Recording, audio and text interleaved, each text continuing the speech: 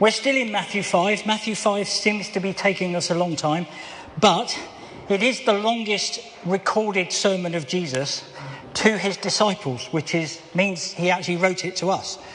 And that should make us take particular note of it, and it's why I'm not rushing through it, though I do suspect that next week we will complete it. And today we're going to deal with the whole subject of the swearing of oaths. And I thought that'll only take a few minutes to get through that and we'll move on. And then I got to grips with it, and it turned out to be a lot more interesting than I first thought it would be. And one of the reasons for that is because in our society we have a very light hold on the idea of swearing an oath. And we say, you will find if you're in any workplace, particularly a workplace full of men, that they will swear oaths on a regular basis on an endeavour to make you think they're telling you the truth. And they will kind of go, I swear to God that's true, or I swear on my mother's life, or whatever. And they'll say these things very, very lightly, not realising the depth of what they're saying, which is actually you're swearing to forfeit your own life, or you're swearing to forfeit your mother's life or your child's life or whatever. And if God held us to account for all those oaths, as we have seen him do, there would be people dropping dead all over the place. However, we will just quickly review. I'm not reviewing quite as much as I have done in previous times, but remember the saying that we've said, the heart of the problem is the problem of the heart. In the whole of this chapter so far, Jesus has taken the law and said it's not good enough for it to be just law, a sort of clipboard with a tick sheet on it that you can tick out. Well, I did that one, I did that one, I did that one. Oops, start again, I missed one. The whole... So I'm standing in your way, but I've only got a short way I can go. What Jesus was saying to them, this is not good enough to achieve the righteousness that would get you into heaven. You need to be more righteous than the Pharisees. And if you're going to be more righteous than the Pharisees, what needs to happen is Jeremiah 31, verse 31 needs to come to pass in your life, which is that the law of God becomes written on your heart, so that everything that proceeds out of you, remember that other scripture that says it's not what goes into a man's mouth that defiles him, but it's what comes out of a man's mouth that defiles him. And so we need to pursue Jesus to the point where everything that comes out of our hearts is righteous. And of course, none of us are yet there, but he has promised us that eternally we will be there. He is going to take this flesh, this corruption, and turn it into incorruption. He's going to take this mortality and turn it into immortality. So we looked at murder, and Jesus said, just thinking about murder is wrong. You're committing murder in your heart when you do that. Similarly with adultery. And he said it's better for you to be maimed than to be locked into this sin. Better that you lose your right hand or your eye. He quite logically, he carried that through to the subject of divorce. And he said, you know, your hearts, you have this, we discussed this, didn't we? They have a very high view of the law and of marriage, but a very low view of women. And so there was this ridiculous embracing of the whole thing where it was a bit of a frippery. If your wife failed to prepare you a nice meal, or burnt your food, or spoke discourteously to you, probably because you deserved it, you could divorce her. So Jesus sided completely with not the school of Hillel, which is where that came from, but the school of Shammai, which said marriage is for life, and the only reason for divorce is marital unfaithfulness. So he struck a very hard line with them, not to make them strive to obey the law, but for them to seek the fruit of the Spirit in their hearts. And remember, I say we said, but I said, you don't see apple trees straining to produce apples, you know. They just produce apples because apples is in them somewhere. Apples are in them somewhere. So What we're now going to see, he's going to continue this opposition to the religious leadership of the Jews when he takes on this subject of oaths. It was the religious Jews that had provided them with these dichotomies. You know, you can get divorced anytime you like. No, you can't, says Jesus. So it was Jesus that set himself against the teaching of the rabbis who had kind of manipulated the law to suit themselves. And so we get to this verse 33, and we're only going to do verses 33 to 37. I've put it up on the screen if you want to read it from the screen. But it says this. Again, let me just make sure I'm reading from the right chapter. No, I'm not. Yes, I am. Right. Again, you have heard that the ancients were told, you shall not make false vows, but shall fulfill your vows to the Lord. Right, that's what you've heard. But I say to you, make no oath at all, either by heaven, for it is the throne of God, or by earth, for it is the footstool of his feet, or by Jerusalem, for it is the city of the great king. Nor shall you make an oath by your head, for you cannot make one hair white or one or black. But let your statement be yes, yes, or no, no. Anything beyond this is of evil. And actually, that where it says it's of evil, it's of the evil one. In other words, it's Satan's influence over you. So, this is, I thought this would be really quick to go through, and then I got somewhat entangled about just thinking along the lines of, that I know a lot of Christians who won't take an oath. Right? The Bible says you shouldn't take an oath. Jesus said, I say to you, don't take an oath. I'm going to venture to say this does not mean that. There are lots of oaths that it's perfectly legitimate to take. For instance, your oaths that you take at the marriage altar, when you vow to stay with your spouse for the whole of your life, in sickness and in health, in poverty and disaster and everything else, you're going to be there to the end, and the only thing that's going to separate you is death. That's an oath. And it's a perfectly legitimate oath to take, as long as you keep it. But of course, keeping oaths is where this society has kind of cast aside the importance of keeping oaths. If you say it, do it.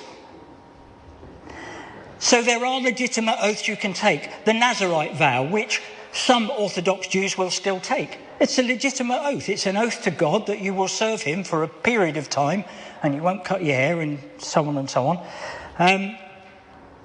So there are legitimate oaths that you can take.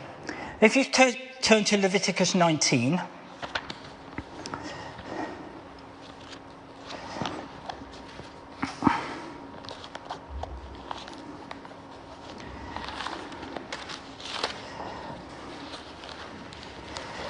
now Leviticus 19 is what's being quoted here.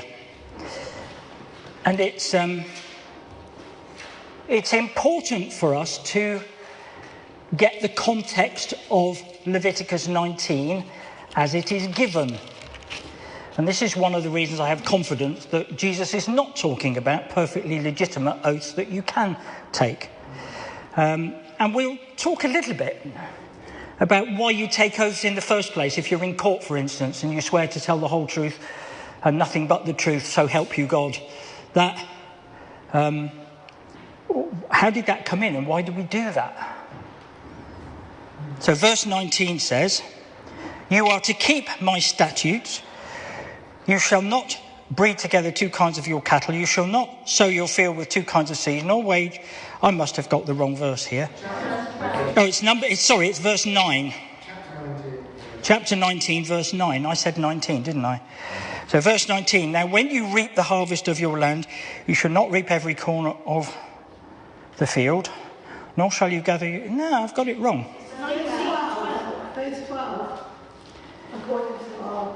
So let's read verse 11, because it's all connected with honesty. You shall not steal, nor deal falsely, nor lie one to another. You shall not swear falsely by my name, so as to profane the name of your God. I am the Lord. Now, one of the places that Jesus goes further than this law goes, this law basically says, don't swear falsely by my name. What Jesus goes on to explain, and we'll cover it in a moment, is when you swear an oath, there's nothing you can swear on that's outside the reach of God anyway. I'll just take one quick example and we'll return to it in a moment. You can't even swear by the hairs on your own head because they're not yours. He made them. And your life belongs to him. It's one of the reasons Christians don't believe in suicide. No, it's not my life, this. It's his. And I walk this earth until he decides otherwise. So there's nothing you can swear on that's outside the reaches of God. God takes a deep interest in what we say and what we promise and how we honour our words. Sharon and I, some few years back now, we had some very good friends. And one of the things that in the end broke the friendship and certainly broke us was that these good and trusted friends lied to us. When they, and in fairness to them, they were trying to spare our feelings. But when I later said, look, what you said on that day was not true, they erupted and got very indignant. However, it was the truth. Yeah, it was the truth that they didn't tell the truth. So it is important. It's one of, we read in the Bible that God's word is truth. We read in Ephesians chapter 5 and verse 1, be imitators of God. So in imitating God, our word must also be truth. And sometimes the truth's very hard to tell, particularly as the Bible's instruction says, speak the truth in love. The truth is not a baseball bat to beat people over the head with. The truth is something that needs to be imparted with love. And that sometimes, it's very hard sometimes to find the words. To say to somebody something that is honest and truthful, particularly if it's critical of something they've done, and to do that in a loving way. It's quite easy to go, oh, well, you shouldn't be doing that anyway. But it's much harder to find the time to sit down and very gently say, what you're doing is going to put a wedge between you and God that you may not be able to climb out of. And you really need to search your heart as to whether this is something you should be doing. And the Bible's quite clear, you shouldn't be doing it. But these things need to be dealt with in a loving way. Now, one of the reasons I'm convinced that there are legitimate oaths is, if you look at Numbers, and the notes have got another reference, but Numbers 30, verse 2.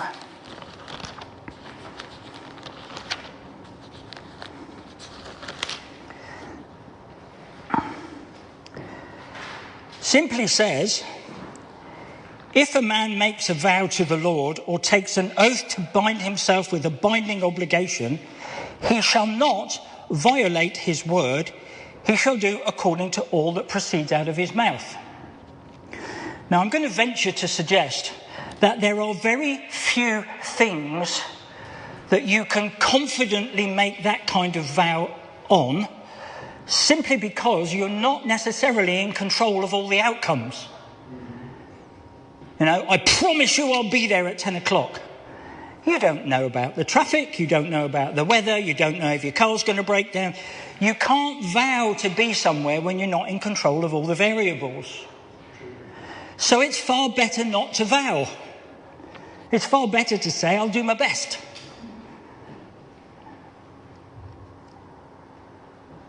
What we just read, and you can read it also in Deuteronomy 23, verses 21 and 23, that if you're going to vow something, make sure it's something where you are in control. Now, if you think of the Nazirite vow, for example, a man can make a Nazirite vow, which involves not cutting your hair, not drinking alcohol, and doing a few other things. They're all things that are under your control. You can do all of those things. So it's a safe vow to make as long as you intend to carry it through. But there are lots of vows people make that are not safe. But beyond all of this scripture goes deeper than that again. It's saying that you can't use a vow to somehow give yourself some credibility that you're honest. You know, if I say, I'm going to give you 100 quid, that's one thing.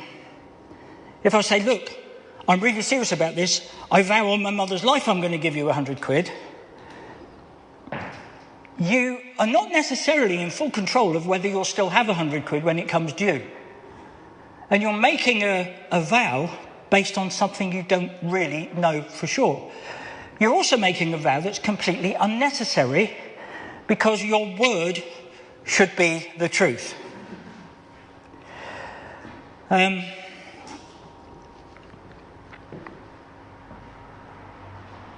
I think we've covered that. Let's move on. We've got this example of God swearing an oath. And because of Ephesians 5 and verse 1, I think we should take example from the way God swears an oath. And it's referred to in Hebrews chapter 6, if you want to turn there.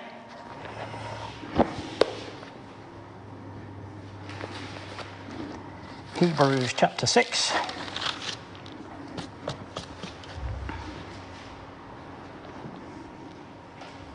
And verse 13. The writer to Hebrews says, when God made the promise to Abraham, since he could swear by no one greater, he swore by himself, saying, I will surely bless you and will surely multiply you. And so having patiently waited, he obtained the promise. So when God swore, he swore by himself because there was nothing greater to swear by. And we can read that in Genesis 22, if you want to turn there. And we can see the occasion of this oath.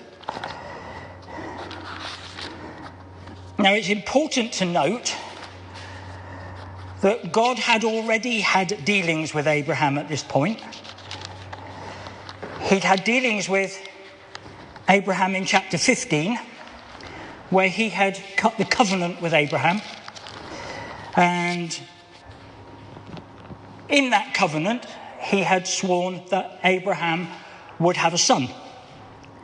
And so we rejoin the account in chapter 22 when he's had that son. And so he's already had this experience of God honouring his word. Because when you think that when he was told he would have a son, I think it was about 15 or 20 years or something before he actually had a son. So he waited all that time, knowing that his wife was barren, tried to do God's work for him with Hagar. That was a catastrophe. But God came through in a way that you had to know that it must be God, because this barren woman conceived when she was almost 100 years old. That must have caused a rumour locally. And so Abraham has already had these dealings with God where he has seen God honour his word. And then in chapter 22...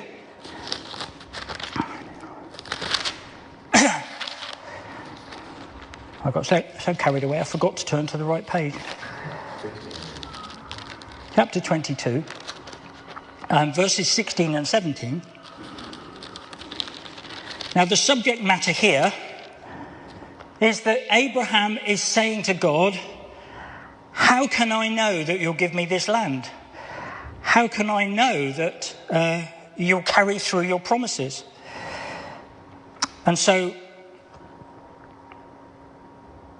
verse 15, the angel of the Lord called to Abraham a second time from heaven and said, by myself I have sworn, declares the Lord, because you have done this thing and have not withheld your son, your only son. Now, of course, he's just been through this. He's put his son on the table of sacrifice. He's just been about to ram home the dagger and light the fire, and God stops him and goes, whoa, don't touch the lad. And then God swears this oath or reminds Abraham that this oath has been sworn. I have sworn by myself, because you've not withheld your son from me. Indeed, I will greatly bless you, and I will greatly multiply your seed as the stars of the heaven and as the sand which is on the seashore, and your seed shall possess the gate of their enemies. And it goes on. Now, what happens subsequent to this is Isaac, at some future point in time, goes and seeks a wife, gets a wife who's barren. And it's 20 years before God deals with her barrenness by a miraculous act, and she conceives a child, and therefore there is an ongoing bloodline beyond Isaac. What is said, again in Hebrews, I can't remember the verse, is that Abraham, it's also said in Romans, and I think in Galatians as well, that Abraham believed God and it was counted to him as righteousness. But if you're going to have to wait 20 years for something that couldn't possibly happen to happen, that takes faith. And you're therefore not surprised, I hope, to find that God would do something extreme to cause Abraham to keep faith for that 20-year period plus. And so when God says, I have sworn by myself, in Abraham's heart and mind, it puts it beyond doubt. And so Abraham will cling on to the fact that God has promised, and therefore he will carry it through. But note, God is swearing by himself. He has absolute authority. He is almighty, omniscient, omnipresent, and he's swearing by something he's perfectly capable of delivering. It's entirely a matter of his choice whether he carries through that vow. And that's the example we should take, right? It has to be a matter completely within our control if we're going to start swearing vows. So when you turn up in court and they say, do you promise to tell the truth? That's in my control. I can tell the truth. It doesn't actually matter to me whether I vow or not, because I'm going to tell the truth anyway. Let's just deal with this thing. The whole idea of swearing oaths in court, and I'm going to get lost in my own notes here. When you go into court and you stand up in the witness box and you're going to give testimony that could either put someone in jail, in the old days it could result in execution, they have to be sure that you'll tell the truth. And when the swearing of oaths started, it started when people feared God. And so, whilst I might tell you a lie, if I've sworn before God to tell the truth, I would be too afraid to lie. Now, of course, we do not any longer have a God-fearing nation. A small anecdote, and you've got one like it in the Bible anyway, which we'll refer to. But this, in Devizes, and I don't know where it is, but somewhere in Devizes there is a plaque, apparently, to this event, where a woman was having an argument with another woman over a calf. And they were both swearing that this calf belonged to them, and one was trying to steal it off the other, which he was trying to get the town elders to adjudicate and decide who they would give the calf to, because these two women couldn't agree. And the woman whose calf it wasn't said, "May God strike me dead if this is not my calf." And she dropped dead on the spot. Now that's very like Ananias and Sapphira, isn't it? Acts 5, quickly turn there.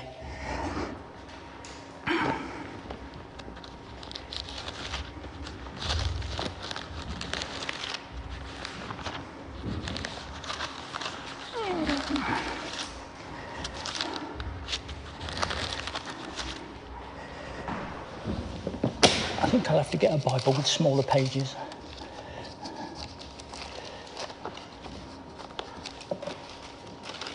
Acts chapter 5.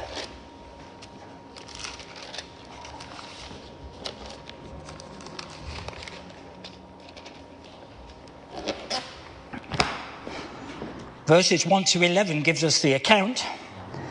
But a man named Ananias with his wife Sapphira sold a piece of property and kept back some of the price for himself and his wife. And kept back some of the price for himself with his wife's full knowledge. And bringing a portion of it, he laid it at the apostles' feet. But Peter said, Ananias, why has Satan filled your heart to lie to the Holy Spirit and to keep back some of the price of the land? While it remained unsold, did it not remain your own? And after it was sold, was it not under your control? Why is it that you have conceived this deed in your heart? You have not lied to men, but to God. And I won't read the rest of the account just for the sake of time. But these two people had obviously vowed to sell this land to give the proceeds to God. And when it came to it, they only gave part of the proceeds, having said to God they would give the whole of the proceeds. And so they were struck dead. Now, it's that kind of event, and going right back in time, you will find time is punctuated with these events where people make a promise, they break the promise, and therefore God takes away their life or brings them under some other judgment for breaking their vow. Now, it's because of that kind of thing that they ask you to swear an oath in court, or they used to. Nowadays, you go into court, they say, would you swear an oath, or will you affirm? Now, I've yet to work out how a liar standing up in the witness box affirming that they're going to tell the truth is worth anything.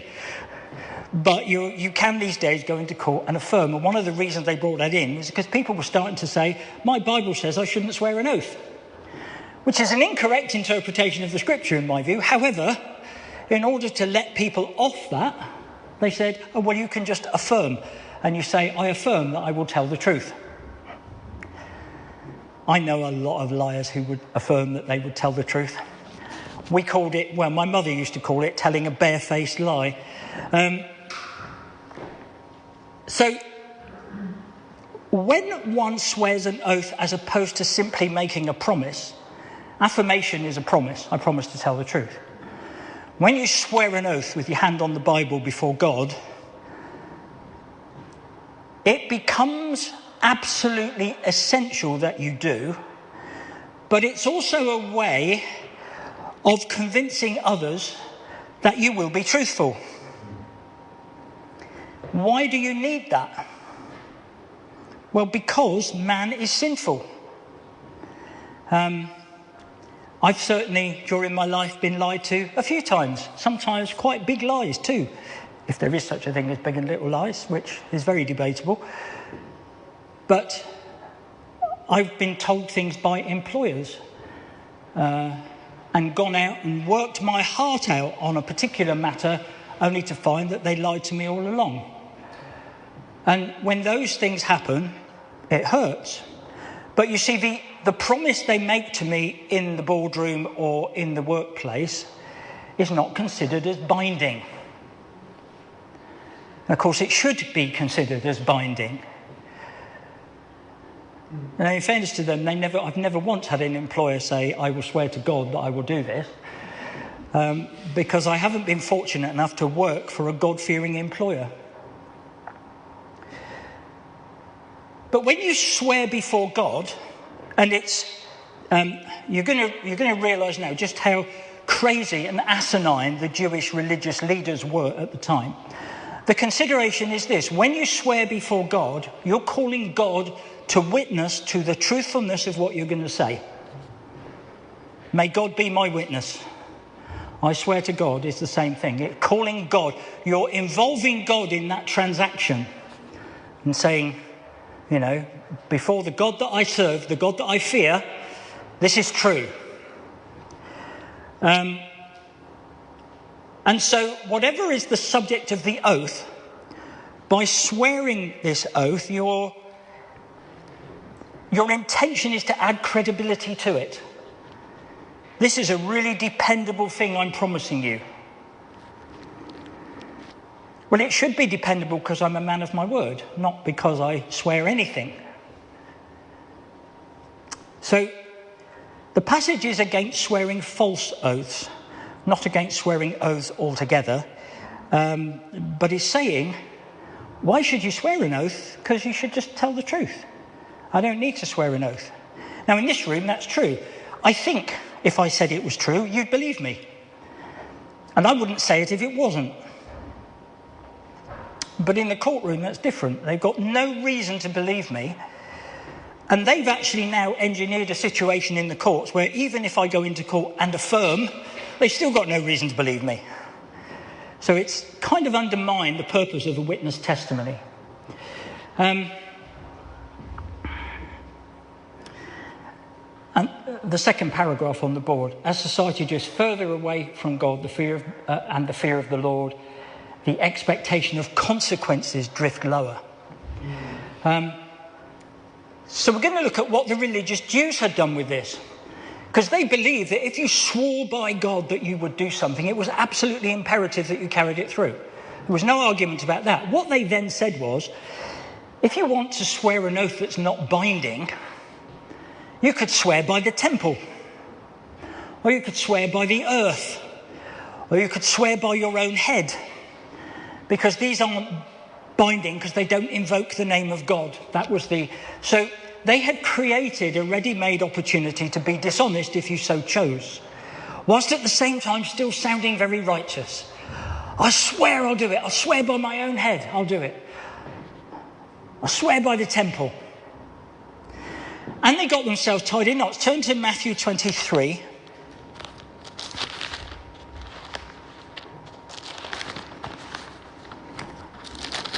They got themselves absolutely tied in knots with double standards when they did this. And we're going to look at verses 15 to 22. Matthew 23, 15 to 22.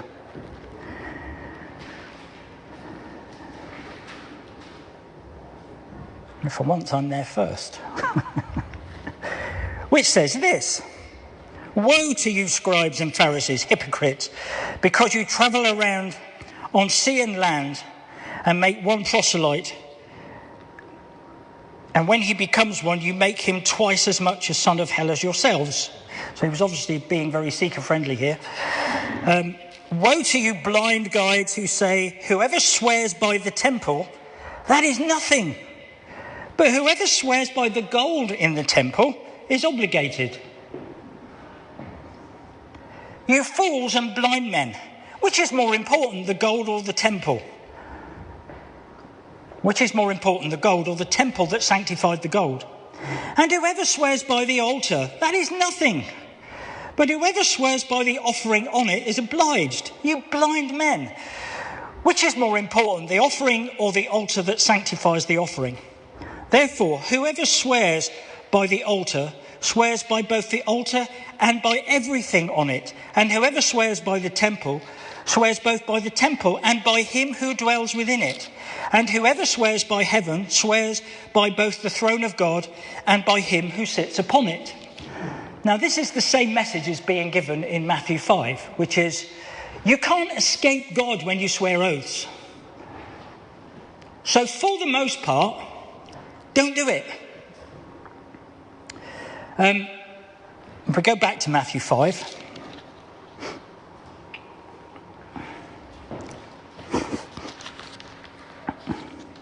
the mistake that they were making, the people who were sitting at Jesus' feet on the Mount of Olives when this sermon was being preached, the mistake that they were making, because they'd been taught this by the religious Jews, was to think that,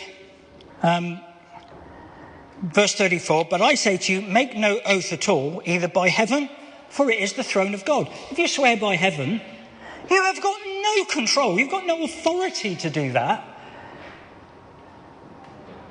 And you think you're escaping, invoking God's name, when in fact, heaven's where he lives.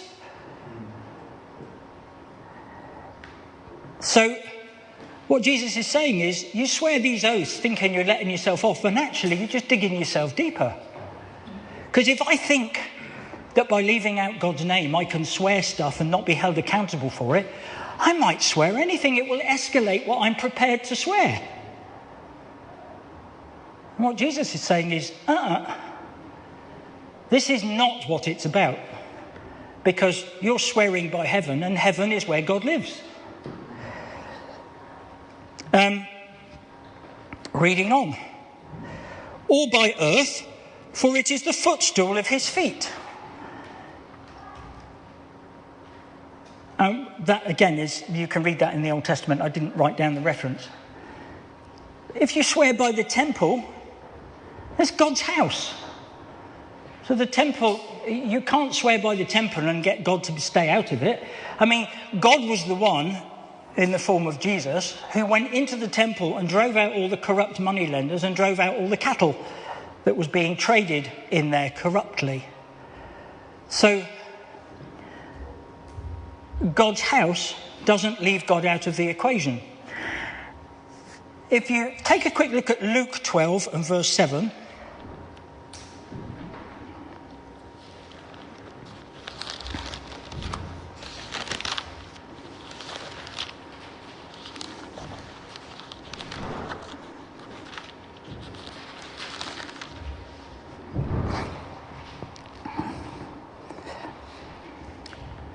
and this is another passage where Jesus is speaking and he's letting people know the truth about things and where things stand. And he says, indeed, the very hairs of your head are all numbered. So what's the point in me swearing by may my head go grey if I don't deliver this promise or whatever? I don't have any control over that. These hairs actually belong to God to the extent that he has each one of them numbered. I've spent quite a few years making his job easier. But if he's got every hair on my head numbered, how am I escaping God's attention by swearing on the hairs that are on my head in any way, shape or form? And what Jesus says is you've got no authority to make one black or one grey. What's the point? More than that, how do you think this gets you around God? And the religious Jews were always trying to find ways around the law. They did it with the laws of Corban. Basically said, I've already, I can't give it as Corban, which is offering to God, because I need it from my poorly father and mother or whatever. So they were always trying to find ways to circumvent God's purposes. Even down to the fact that he has numbered the very hairs on your head. So it's a very simple matter for a righteous man to tell the truth. And there's nothing more needed. It's perfectly okay for you to say, what I've said is the truth. And that's an end to it. I don't need to swear an oath. Apart from those governmental situations where the government asks me to swear an oath to give some sort of credibility to what I'm going to say, because they've got no reason to believe me. But within Christians, we shouldn't need to swear at all. Of course, it becomes interesting when the truth that you need to tell doesn't show you in a good light. And I've been in that situation a few times, and I will tell you this, it takes people aback. And in my role when I was part of the directorship of McCarthy and Stone, and I'd made a pretty big mistake, they were shocked. Because I had said to my boss when he first took over as my boss, I said, if I ever really mess up, you'll hear it from me first. You won't hear it through the rumour mill. I will come to you and tell you if I've messed up. And that's what I did. I went to his office and I said, sorry to tell you this, but I've just messed up. And I've messed up fairly big. And he was completely taken aback because he was so unfamiliar with the territory of somebody just being honest about their mistakes and not trying to hide them. And not only was he very forgiving about my mistake, but he helped me find a solution to it. But it gave a witness to righteousness that you normally don't get outside Christian circles. And unfortunately, quite a lot of the time, you don't even get it within Christian circles. If somebody has to say something about themselves that isn't flattering, that shows you in a bad light, and you still tell the truth. It takes guts and courage, but God will always back that. And I'm not saying that they will always have the easy ride that I had, but God will always vindicate his own if they operate according to his purposes. So the application of all of this for us is just tell the truth. How much time did I? Oh, we're 5 minutes early finishing. Any questions or points about that? Because, as I say, when I started to study it, I thought this would be 10 minutes and move on. But I think you'll agree it was worth the